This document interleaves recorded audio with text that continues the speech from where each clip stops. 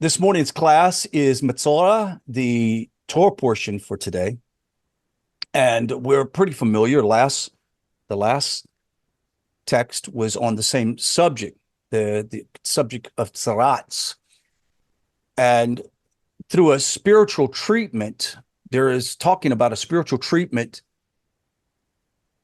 to deal with a physical ailment, and it's listed here in Torah. And it's probably, I think it's the only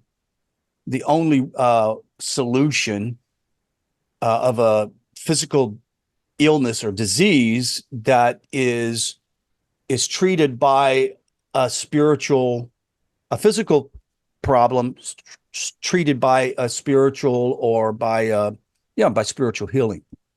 And we were talking about this earlier, about this idea of frequency and healing, et cetera, et cetera. I do believe that all of this is tied in.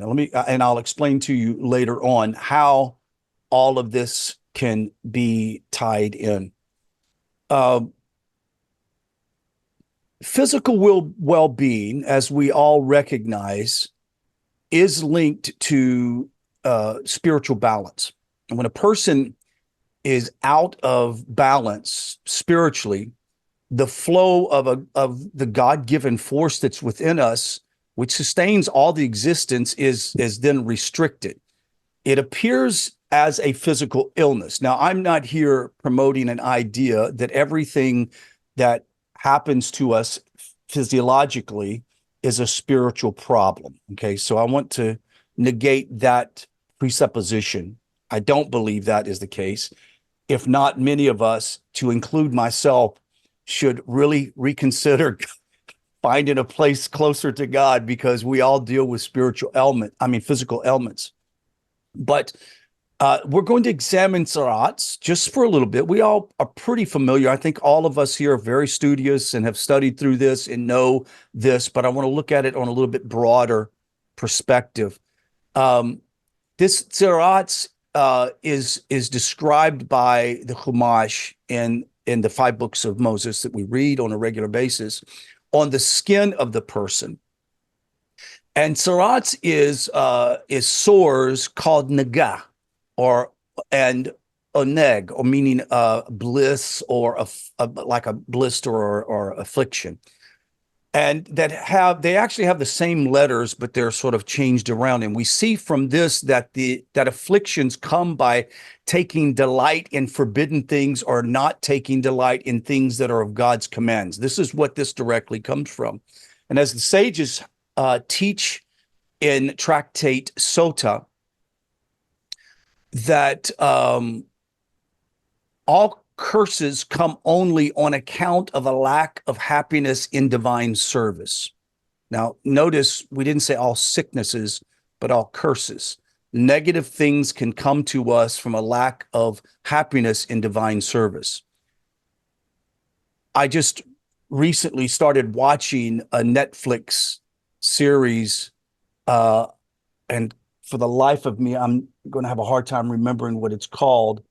But it's a documentary about an Arkansas sheriff. And if you know what I'm talking about, shake your head. An Arkansas sheriff who runs the jail in Little Rock, wanting to change an approach to dealing with the prisoners. All of them are felons. Some of them are murderers, assaults, et cetera, and took the whole pod and says, look, the guards are going to back out and you're going to self-govern. And you have the opportunity to do this. They're going to do a 6-week exercise. And he got this idea from Sweden. The Swedish prison systems are completely different from ours. As a matter of fact, I've pondered this same idea myself for years. Like, what would happen if they tried something different in the prison systems and give them an opportunity to self-govern and see if they somehow bring correction to themselves? Because as human beings, generally as human beings, if we see that something is for our betterment or self-interest, that we will make some adjustments and changes to balance that. And as I've watched it, I'm only on a 3rd episode or 4th, but wow, it's very interesting. They seem to step up to the base. But one of the things that I've commented to my wife about is that the Yetzer Hara, the evil inclination, the ego, whatever you want to name it, can be so grand that even a person who sees that it's within their best interest to perform at a certain level cannot possibly do it because of their ego. Their ego just won't allow them to do it. It's just amazing how in peril you will continue doing the same thing that you do. Hence is the reason why these yahoos are in prison, and many of them are lifetime prisoners. They're not going to get out. And they have this opportunity to live basically free. They have to follow the prison rules and not commit more crimes. They have responsibilities to keep it clean, et cetera, et cetera. They seem to be doing that. But there are men in there that just at this point, they constantly are creating conflict because of their ego. I'm not going to be told what to do. That old man's not going to tell me what to do, because generally the elders in the prison or in that pod have come up and decided, okay, we're going to do this. We've been in here a lifetime. We want to make this better for us all. We can do it. Positive. And then the young bucks are like, you ain't going to tell me what to do, old man. You're just an idiot, blah, blah, blah. Which goes along with this whole idea. There are some people whose spiritual condition has created chaos in their life. We all know it. We see it in our society. There are people that have chaotic generations because of spiritual ailments. And I'm not saying that if a child is born ill or sick, then there's a spiritual problem with the family. I'm not saying that. I'm talking about the chaos and the destruction that comes upon a family or a life or a human because of their lack of ability to bring spiritual alignment to themselves.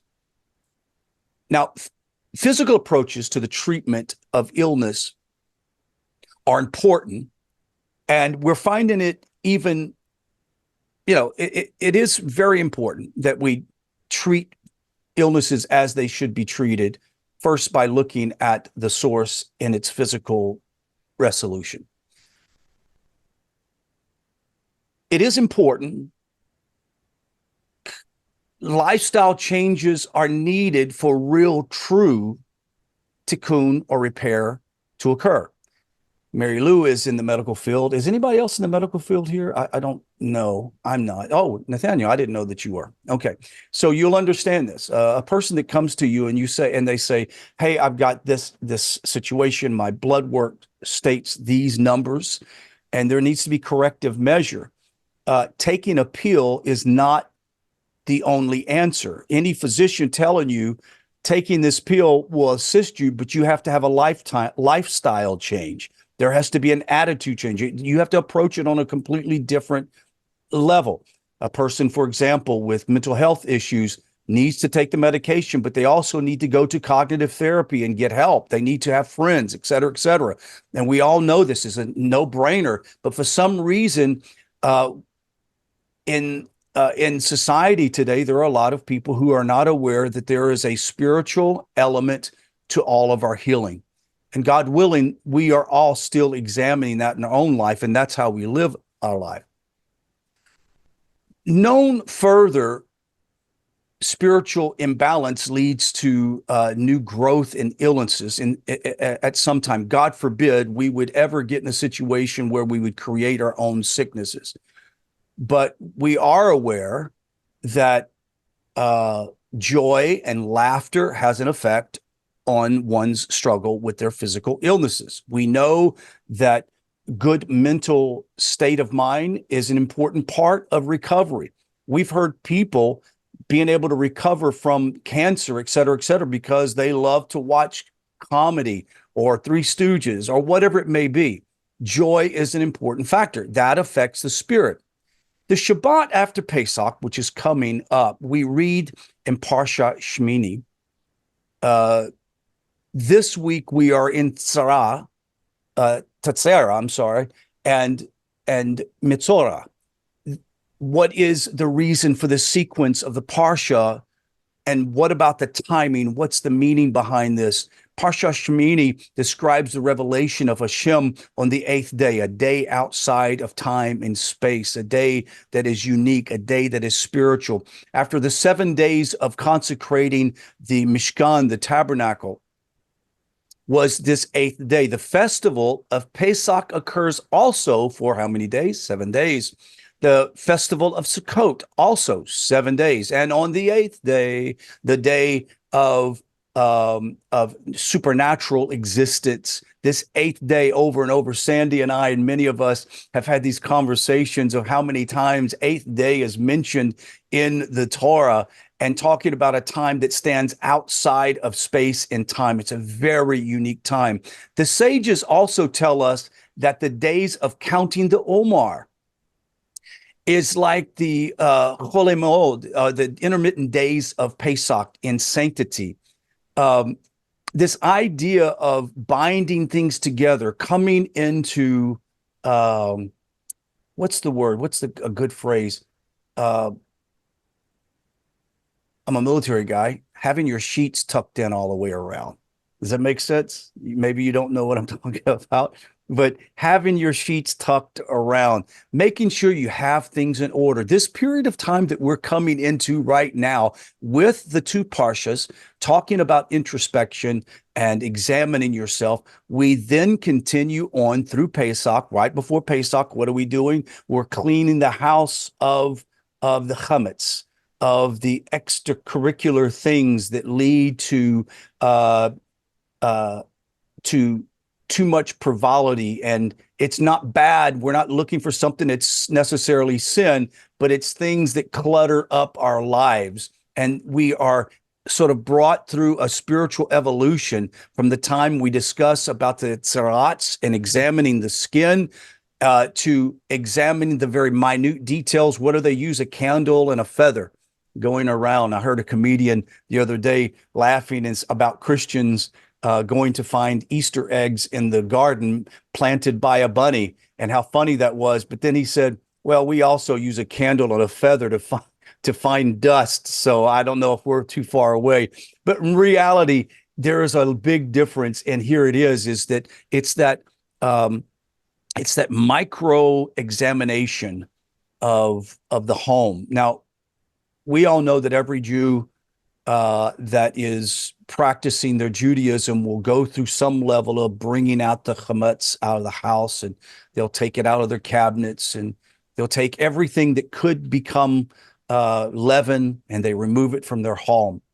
And we, as B'nai Noach, realize the spiritual implication of this. We all realize that we too need to examine ourselves and find the chametz, the leavening agent that would cause us to spend more time on that than we would our spiritual evolution and growth. What was chametz about? What was leaven about? It was the fact that in Egypt, they didn't have time to let the bread rise. They needed to get busy, cook it, and get it on. Do y'all know how long it takes to make leaven? Do you remember how many a minute? I think it's less than a minute after it's mixed and formed does it have to cook, because they don't want to be kosher matzah for Passover. It has to be put in the oven immediately. No leaven, nothing to let it rise. So what is Pesach offering us, and what is it teaching us about this whole process of self-examination? It's teaching us, first of all, look at the obvious. The obvious would be like Tzaraat. You're looking for conditions that are obvious to us. For all of us and people that are listening this during this time, if you really want to understand the essence of Pesach and understand this period of time that we're in, this is not just a conscious elevation to think about the exodus from Egypt, which is important. It's all about all of our exodus from a restrictive place. Many of us have restrictions upon our lives that are produced by negative forces that we've brought upon ourselves through elements. When I say elements, I'm talking about things that we brought onto ourselves because of our tongue, because of our speech. We know that Lashon Hara is about Lashon Hara. It's about negative speech, things that we say and do to create an environment that affect us spiritually. Now, that is examined in these last two parshas before we go into Pesach, sort of letting us know that it's not just about cookie crumbles or corn maza or maize in your refrigerator. It's also about what do you have in your life that restricts you, that is keeping you busy and not being able to focus on the things of Hashem. Now, we understand the negative effects of bad speech, negative speech. We will also go into, and I would hope that we would do this during this time, it's also about the negative effects of what is hidden deep within our subconscious, that we think negative and evil thoughts about ourselves. I would think most of us are not thinking evil thoughts about someone else. I don't think that the pious Noahide does that. It's like we're too conscious of it. But we can also rail against ourselves, be a negative toward ourselves, and we shouldn't do that either. It's about a self-examination. This period of time in our lives should be, and during this season, should be a careful self-examination to find out where we're at, to find out what we can do to improve ourselves, and how can we remove those things that would hinder us from a closer relationship with Hashem. We all have explored these ideas, and hence the reason why we're here today studying Torah is that we've realized that Torah has given us a prescription for a beautiful life that if we can follow it, we will have. Now, in the idea of examining ourselves through these last two Torah portions about the skin, Tzaraat and Metzorah, the solution was to isolate themselves. Now, let me just remind you guys, I think you all know this for sure, but though this may appear to be a pretty negative thing, this wasn't about a judgment upon the person. This was about a rectification of a problem. What is sin? Sin is missing the mark. I had this discussion with someone the other day, the difference between the description of sin from Christianity to the description of sin in Judaism. Christianity says you've sinned, you're tainted, you're dark, you've had evil enforced upon you, et cetera, et cetera. In Judaism, you've missed the mark. It means a realignment. It means bringing yourself back on target, refocusing. Even from the first quote unquote negative act in the Torah with Adam and Eve in the garden, God didn't approach them as they were evil people. He asked them the question, he asked Adam, I love that when he says, where are you? What are you doing? Like, what's going on? Examine yourself. And then with Cain, he said, Cain, the dark forces are at the door waiting for you, just waiting, wanting you, is tempting you. All you have to do is resist, push against it. That's all you have to do. We're living in a postmodern era where we're learning and growing, and we're seeing the connection between science and Torah and technology and all those beautiful things, but there's still a vast majority of people in the world that completely live in physicality and ignore the fact that there's a spiritual component to good and to wholeness and health. What's impressed me is, in Houston, we have a huge medical facility, medical center, well known for its progress in medicine, but it also has been very holistic in its approach to healing. For example, MD Anderson, one of the big cancer research centers, part of their provisions for people is offering them a holistic approach, not only just in their medicine, but in their spiritual, the building up of their spiritual being by their music, by teaching them meditation, et cetera, offering chaplain services, et cetera, for people to be able to minister to them during their difficult time. Now, if this period before Pesach is about the preparation to leave Mitzrayim, to leave our narrowing. We realize the prescription for getting out of our situation or moving out of our limitations is introspection. It's self-inspection. We are learned and have learned from young people, as young people, that males have to do a self-examination to make sure that they don't have testicular cancer, or a woman examine themselves for lumps for breast cancer. It's known. Spiritually, we do the same thing. We examine ourselves. We ask ourselves, do I have something that is showing up? And this is what I love about the Torah. It's not only about, first of all, it says that if it's in your hair or under your clothes, who sees that? Nobody sees it. Who knows about it? You know about it. Now, it says that if you don't examine it and don't go to the priest, that then it could spread to the parts of the skin where everybody sees it, on your face. Then it can show up in your home, in your clothes. It's just amazing. It's like a spiritual misalignment will show up not only in you, but your environment around you, your workspace. I've said this often. Melanie and I have been spending years in counseling with people, have learned one thing, that if a person is constantly coming to you, telling you that how horrible and mean everybody is on every job that they have ever been on, and how much they are gossips and racist and whatever, we've heard it all. Generally, those people have the same problem with every job. And after a while, I would graciously remind them that if this is happening at every job and in every relationship you have, the problem may not be them, it's probably you.